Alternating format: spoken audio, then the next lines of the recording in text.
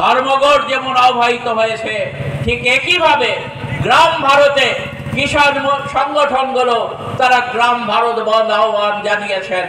আমরা এই এলাকার সকল অংশের মানুষের কাছে, সারা ত্রিপুরা রাজ্যের দেশপ্রেমিক শুভবুদ্ধি সম্পন্ন মানুষের কাছে আবেদন জানাবো, আসুন 16ই ফেব্রুয়ারি গ্রাম ত্রিপুরা বন্ধ রেখে এবং শিল্পক্ষেত্র, পরিবহন ক্ষেত্র সহ সমস্ত ক্ষেত্রে ধর্মঘট প্রতিপালন করার মধ্য দিয়ে আমরা নরেন্দ্র মোদী সরকারের দেশ বিরোধী, জনবিরোধী নীতির প্রতিবাদ সংগঠিত করি। সকলকে ধন্যবাদ। 50 টাকা পেট্রোলের লিটার, 40 টাকা ডিজেলের লিটার ছিল। তারা প্রতিশ্রুতি দিয়েছিলেন সেই পেট্রোলিয়াম সামগ্রীর যদি দাম কমানো যায় তাহলে স্বাভাবিকভাবেই জিনিসপত্রের দাম কমবে। তারা কথা দিয়েছিলেন প্রতি বছর 2 কোটি বেকারের কাজের ব্যবস্থা করবেন। তারা এও কথা দিয়েছিলেন আমাদের দেশের যারা কৃষক আছেন তাদের ফসলের লাভজনক দর দেওয়া হবে এবং ফসলের দ্বিগুণ দাম তারা দেবেন। এমনি ভাবে আমাদের দেশের সকল অংশের, সকল স্তরের মানুষের জীবনের সমস্যা সমাধানের লক্ষ্যে একের পর এক প্রতিশ্রুতি 2014 সালে লোকসভা নির্বাচনের আগে নরেন্দ্র মোদী নেতৃত্বাধীন এনডিএ জোট দিয়েছিল। কিন্তু আমরা দেখলাম 2014 সালে সরকারে আসীন হবার পর থেকে তারা একটি প্রতিশ্রুতিও রক্ষা করেনি।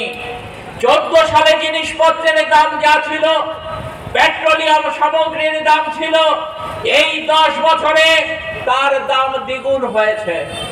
আমরা দেখেছি বেকারদের কাজ দেওয়া তো দূরের কথা, বিভিন্ন সরকারি দপ্তর, কেন্দ্রীয় সরকারি, রাজ্য সরকারি এবং রাষ্ট্রায়ত্ত ক্ষেত্রগুলোতে যারা কাজ করতেন তারা কাজ হারিয়েছেন। এটা আমাদের কথা নয়।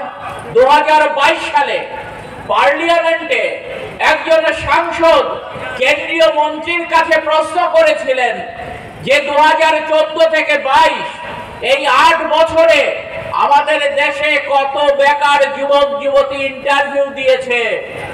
সেই প্রশ্নের উত্তরে মন্ত্রী জানিয়েছিলেন 22 কোটি ছেলে মেয়ে ইন্টারভিউ দিয়েছে। কাজ কতজন পেয়েছে প্রশ্ন ছিল সেটাও।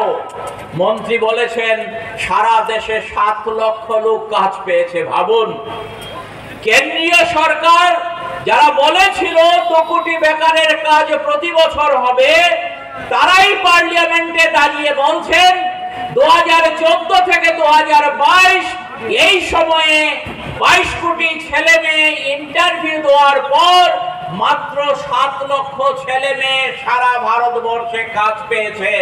অর্থাৎ বাকি 21 কোটি 93 লক্ষ ছেলে মেয়ে তাদের কাজের ব্যবস্থা হয়নি। তাহলে এই যে মোদী সরকার, তারা বেকারদের প্রতি প্রতারণা করেছে, আমাদের দেশের মানুষের প্রতি প্রতারণা করেছে। কৃষকদের যে দ্বিগুণ দাম দেবে বলেছিল ফসলের, সেই দ্বিগুণ দাম দেওয়া তো দূরের কথা, আজকে নরেন্দ্র মোদী সরকারের সময়ে আমাদের দেশে 1 লক্ষের উপর কৃষক হয় দেনা পরিশোধ করতে না পেরে অথবা ফসলের লাভজনক দর না পেয়ে আত্মহত্যা করতে বাধ্য হয়েছেন। তাহলে আমাদের দেশের সম্পদ কোথায় যাচ্ছে? হিসেব বলছে, সরকারি হিসেব, যে আদানি গোষ্ঠী, আদানি পরিবার, যাদের নরেন্দ্র মোদী সরকারে আসার সময়ে সম্পদের পরিমাণ ছিল 64,000 কোটি টাকা, আর এই 10 বছরে শুধুমাত্র আদানি পরিবারের সম্পদ বেড়েছে 6,40,000 কোটি টাকা। আচ্ছা, এখানে যারা ব্যবসা করছে